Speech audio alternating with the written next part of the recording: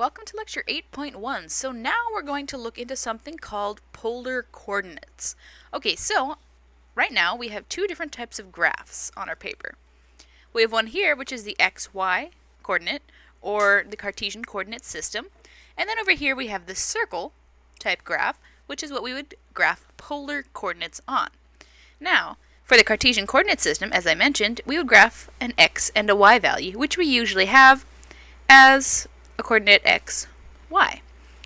Now with polar coordinates, we have different coordinates. We have r and theta.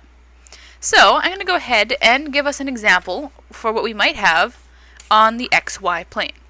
Let's compare a point on the xy plane with a point on the polar coordinate plane. So I'm going to go ahead and graph a point 2 root 2, which comes out to be approximately close to 3 on each of these spots. So almost 3 here and almost 3 here, so that point is about there. That is 2 root 2 and then 2 root 2 for x and y values. Now we could go ahead and form a triangle from this, which would be a right triangle. And then how would we graph that point on a polar coordinate plane? Once again, these are just two different ways of representing a point on a graph. So in order to graph here on the polar coordinate system, we need a radius and then theta. Now theta is the angle starting from 0, working this way. So just like how we would do on the unit circle. So we need to discover from the xy coordinate that we have, we need to find a radius and a theta. Well, since I dropped a right triangle here, notice I'll be able to find a radius. So I know that this is 2 root 2 and this also is 2 root 2. So what would this length here be, also known as the radius r? Well, using the Pythagorean Theorem, r squared is going to equal these two values squared. Okay, so that means r is going to equal plus or minus the square root of, what is 2 root 2 squared? That'll be 8 plus 8. So the r will equal plus or minus the square root of 16, which means that r equals plus or minus 4. Okay, so we'll go ahead and take positive 4 for the radius. One thing to note, you are able to have a negative radius in polar coordinates. We'll take a look at that a little later, but you are able to have a negative radius in polar coordinates. So we'll take 4. Now, before we do that though, we need to figure out the angle we're going to be graphing at. So to figure out the angle, we're going to find theta, because theta is their angle. So how would we find theta? Well, the two values that we do know here are the opposite and adjacent values. So we know tangent of theta is going to equal 2 root 2 over 2 root 2. And then tangent theta equals positive 1. So when is tangent of theta equal to 1? That would be at pi over 4. So we found our polar coordinates. We've converted from the xy plane to find our polar coordinates, which are 4 pi over 4. Now to graph that, first we look at theta, which is a pi over 4. Oops, let me change that. Should be pi over 4. Okay. So pi over 4, where is that? That is right over here. So this is the angle we're looking at. And then we need a radius of 4. So the radius of 4, starting from 0, we have 1, 2, 3, and 4. And there we go. That is our point. 4 pi over 4. Okay, so that was an example of converting from Cartesian coordinate plane, or x and y, to radius theta, or the polar coordinates. So here we have the instructions for converting coordinates, so we can go back and forth between the two different types. To go from polar to rectangular, you'll convert x and y in this way. Notice x is cosine theta times r, and y is sine theta times r. Next, to go the other direction, rectangular to polar, we're going to use the same method we just did in the example above. R squared, or the radius squared, is going to equal x squared plus y squared, which comes from the Pythagorean Theorem. And then we'll use tangent of theta, which equals y divided by x. Let's go ahead and practice graphing some of these points in polar coordinates. Go ahead, try graph them by yourself and check in with me in a second if you want to. Okay, the first one, A. Once again, note we always try and find theta first. Always graph that first. So the first one says 2 pi over 3. So where's 2 pi over 3? That's right here. And then we're going up 1. So just 1 would be boop right there. So that point is going to go ahead. I'll call that one and label it A. Next one is 2 pi over 3 with a -4 radius. Notice we can have a -4, so what will that mean on polar coordinates? Well, instead of going up in the positive direction, it means we're going to head back in the exact opposite direction. So following the line for 2 pi over 3, we're just going to go down 1. Boop, and there we go with B. Let me go ahead and just graph that. I guess you can kind of see it with the, oops, wrong color, with the green. And there's B. So once again, we just went backwards when it's negative.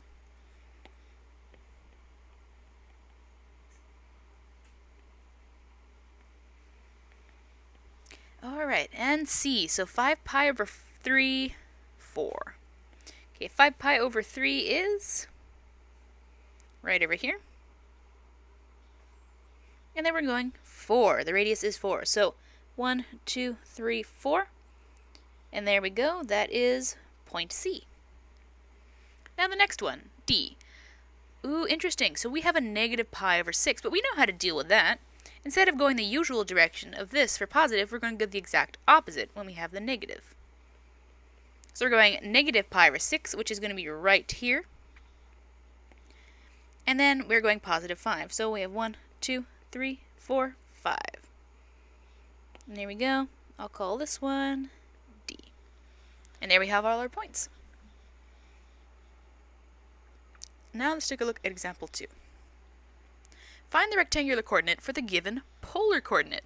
Alright, so we're given polar, and we want to find the rectangular. So once again, what were the rules for that? To go from polar to rectangular, we know that x is going to equal r cosine of theta, and y equals r sine of theta. So let's go ahead and use that.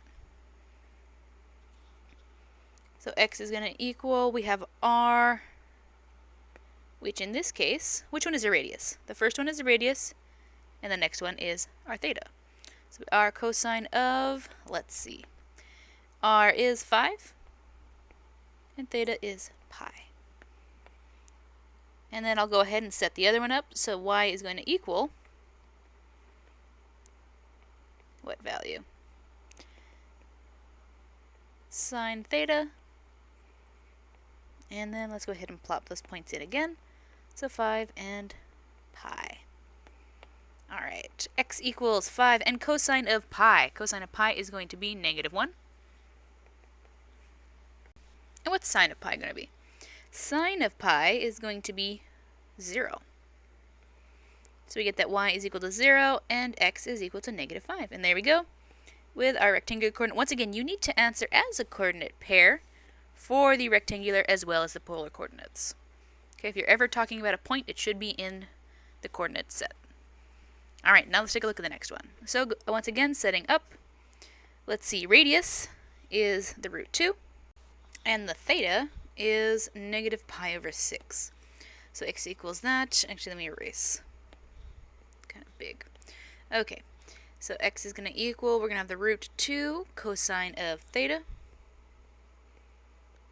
and then y is going to equal the root 2 times sine of r theta.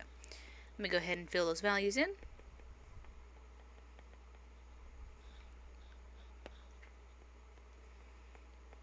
Okay, so simplifying, we get root 2 cosine of -pi over 6. So that'll be down, negative direction, so that'll be root 3 over 2. And then y, so we have root 2, and sine of -pi over 6, that would be -1/2. Okay, so x equals, let's see, we'll end up with root 6 over 2, and y equals -root 2 over 2. Once again, let's answer as the coordinate set. And we're done. Not too bad. Pretty straightforward if you have the formulas memorized. And those formulas will not be given on the exam. So one thing to note, the conversion formulas here, you should have memorized for your exam. Okay. Exam 3. Find the polar coordinate with the radius greater than 0, and theta needs to be in between 0 and 2 pi for the given rectangular coordinates. Alright. Okay, so now we're given rectangular, and we want to find polar. Well, what's the formula from going between rectangular to polar? It's going to be r squared is going to equal x squared plus y squared to find r, and tangent theta equals y over x to find theta. Alright, let's go ahead and set this up. So r squared is going to equal r x squared. We have x and y. So 3 root 2 squared plus the negative 3 root 2 squared. And then we'll get r equals plus or minus the square root of. And then let's see, so 3 root 2 squared, what will that give me? That'll give me 18.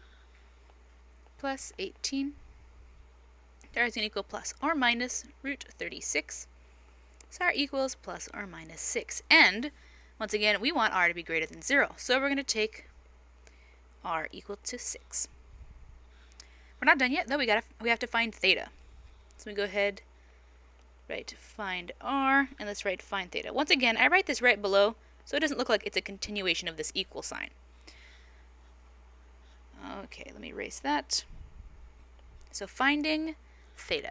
Well, we're going to use tangent of theta equals y divided by x, and our y value is negative 3 root 2, and our x value is 3 root 2. So that means tangent of theta equals negative 1. Well, when is tangent of theta equal to negative 1? In between 0 and 2 pi, it is at theta equals 7 pi over 4. Or, remember there are going to be 2, we have 3 pi over 4. So which one do we choose? Well, if we look back at the original coordinate for x and y, this is in quadrant 4, which means we're going to choose the theta value that would take us to quadrant 4, which would be the theta equals 7 pi over 4. Alright, so once again, remember, we're just rewriting the same point in 2 different graphs. So our answer is going to be 7 pi over 4. And there we go, boxing our answer. Alright, B. Okay, so once again, same method here. Let's find r. R squared is going to equal our x value squared plus our y value squared. So r is going to equal plus or minus the square root of negative 2, that's squared, so that's going to end up being 12 plus 4. R is going to equal plus or minus the square root of, once again, we have a nice square root number there. R equals plus or minus 4.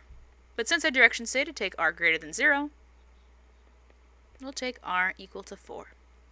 So now let's find theta.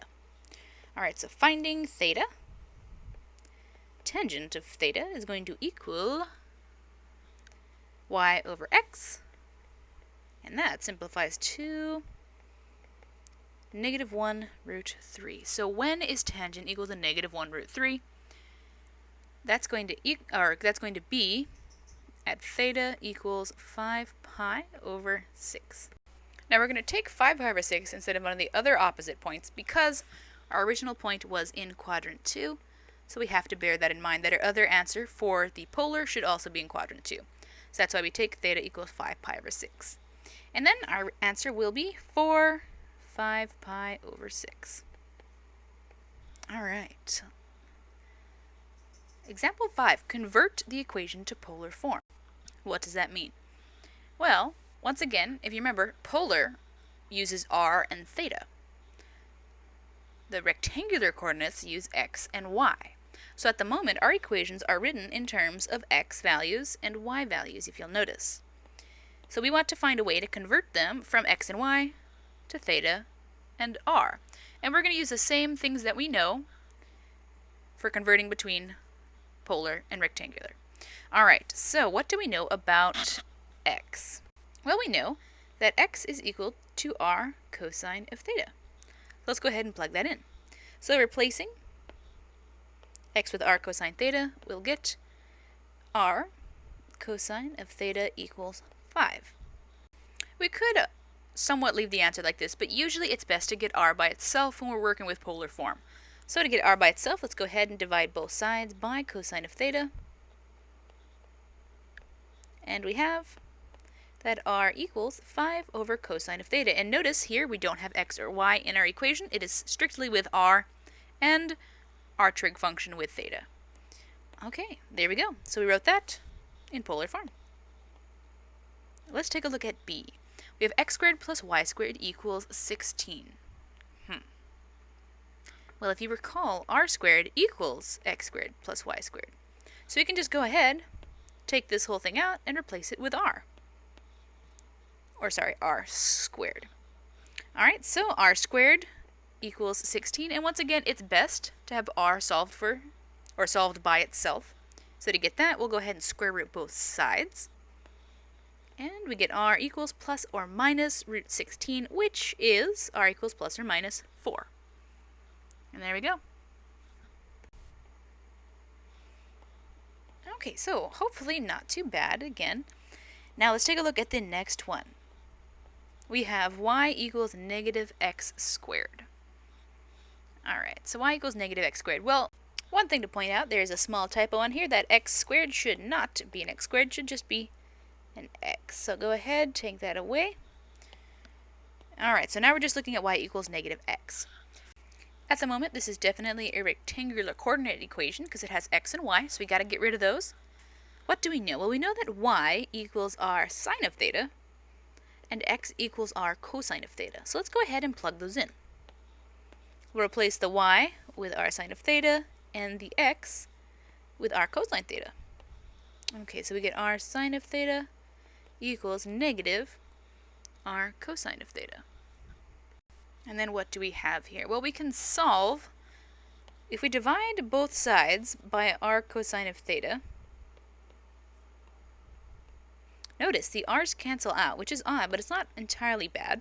Then we end up with sine of theta divided by cosine of theta equals negative 1. Well, sine divided by cosine is going to be tangent of theta equals negative 1. Hey, we know how to solve that. Tangent of theta equals 1 is at theta equals 7 pi over 4, or theta equals 3 pi over 4. So what is this? This is actually, well, notice since we don't have an r, this is going to be a line that goes on infinitely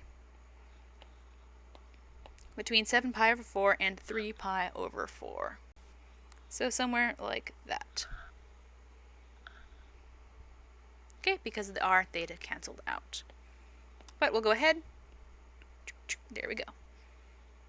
Alright, so now we have example 6, convert the polar to rectangular. If possible, describe the resulting graph. So how do we know this is polar, first off? Well, it's got the r and it's got a trig function. R, trig function. Don't have a trig function, but we do have theta. Okay, so these are all polar, and we're going to work to convert them to rectangular. So what do we know for rectangular? Well, all of my equations for converting between rectangular and polar, they don't have cosecant. So let's get rid of that. So this is going to equal, oops, wrong pen color, r equals 2, and we'll go ahead and switch that, so that'll be sine theta. And then let's get rid of that fraction. So multiply both sides by sine theta, and we get r sine theta equals 2. Hey, I recognize that. R sine theta is what equals y. So let's go ahead and sub that out for y, and we get y equals 2. Okay, do we know what this is as a graph? The answer is yes. On the xy coordinate plane, this is a horizontal line at y equals 2. Not the best horizontal line, but it'll do. Okay, so let's take a look at the next one. Theta equals pi over 6. Well, I don't see an r in there, so I'm not going to use r squared equals x squared plus y squared. The other thing I know is that tangent of theta equals y over x. So I think that's the best thing we can work with now. So we know that tangent of theta equals y over x. So what is tangent of pi over 6? Tangent of pi over 6 is going to equal what? Let me go ahead and erase this. Well, tangent at pi over 6 is going to be 1 over 3. The simplified version is 1 over root 3. And we know this equals our y over x value, which then means we can go ahead and equate those together. Aha, we have found our equation. We know that these guys are equal to each other. So 1 over root 3 equals y over x. We can go ahead and cross multiply both sides, and we'll end up with y equals 1 root 3 times x. So what is this? Well, that is the equation of a line, but it is a slanted line with a slope of a third. So go ahead and write that down. Slanted line with slope m equals 1 root 3. Sorry, not a third. 1 root 3. 1 over root 3. I should have written this out here. This is a horizontal line. Okay, now let's take a look at the last one. R equals 1 minus cosine of theta. Well, I do see an r in this equation, and that brings to mind that r squared equals x squared plus y squared. But if I tried to solve for r here to substitute this into the equation, notice I would have to deal with that plus or minus. I wouldn't know which one to choose.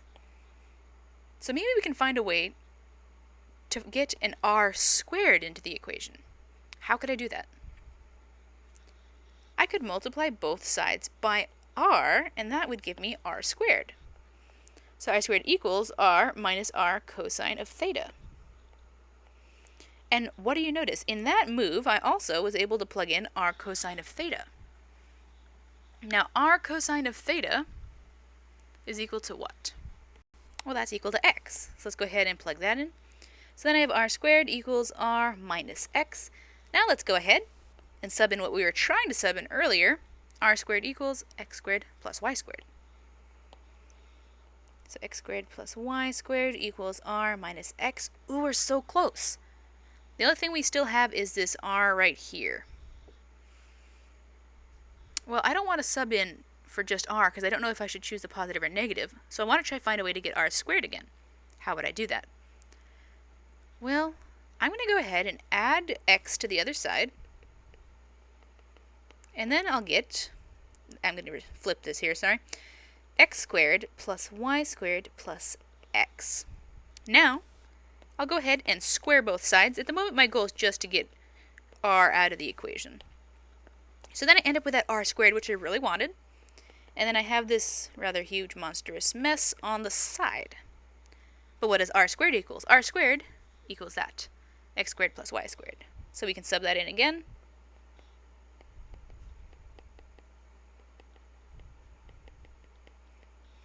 And at this point, we're done. We've gotten rid of r and theta.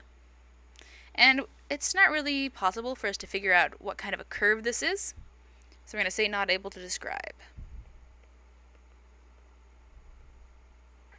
You could plug it into your calculator and see if you can find a way to do that, but at the moment, that is all we need. Alright, and that is it for 8.1. Please email me if you have any questions.